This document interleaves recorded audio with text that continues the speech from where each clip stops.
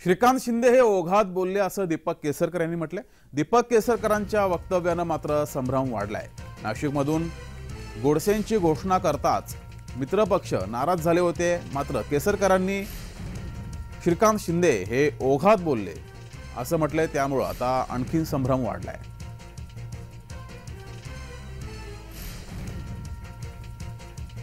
तर श्रीकांत शिंदे यांनी नाशिकच्या लोकसभा निवडणुकीसंदर्भात वक्तव्य केलं होतं। हेमंत गोडसे हेच आमचे उमेदवार असतील असं श्रीकांत शिंदे यांनी म्हटलं होतं, मात्र त्यांचं हे वक्तव्य ओघात होतं, जाणून बुजून केलेलं नव्हतं असं म्हटलेलं आहे दीपक केसरकर यांनी। मात्र यामुळे आता शिवसेनेमध्ये संभ्रम वाढलाय। श्रीकांत शिंदे हे ओघात बोलले असं दीपक केसरकर यांनी वक्तव्य केले, त्यामुळे आता संभ्रम वाढलाय। श्रीकांत शिंदे यांच्या या वक्तव्यानंतर हेमंत गोडसे यांची घोषणा करताच उमेदवारीसाठी त्यांची घोषणा केल्यानंतर त्यांच्याच मित्रपक्षांनी श्रीकांत शिंदे यांच्यावर जोरदार टीका सुद्धा केली होती। त्या पार्श्वभूमीवर दीपक केसरकर यांनी हे वक्तव्य केलं आहे।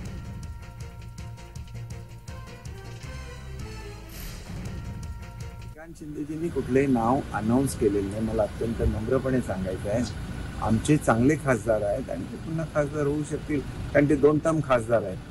त्याच्यामुळे असं म्हणण्यामध्ये काही चूक नसते, म्हणजे त्यांना काहीतरी अधिकार होता आणि म्हणून त्यांनी जाहीर केला असं बिलकुल नाही आहे। ते विद्यमान खासदार आहेत आणि विद्यमान खासदारांना शुभेच्छा देणं सगळेच करतात ना, आम्ही सुद्धा म्हणतो, म्हणजे असं बोलता बोलता ओघाने बोलतो, त्याच्यामध्ये त्यांना कोणी अधिकार दिला किंवा त्यांनी तो अधिकार वापरला असा अर्थ काढणं चुकीचं ठरेल। तर नाशिकच्या जागेची घोषणा करण्याचा त्यांना हक्क नाही, खासदार शिंदेंना छगन भुजबळ यांनी फटकारलं होतं, तेही ऐकूयात। नाही, भाजपकडून विरोध होणं स्वाभाविक आहे ना, पण श्रीकांत शिंदेंना तो अधिकारच नाही ना तो जाहीर करण्याचा। ते अशा रीतीने कसं काय ते जाहीर करू शकतात? थोडीशी शिस्त जी आहे युतीमध्ये सुद्धा पाळली पाहिजे ना सगळ्यांनी।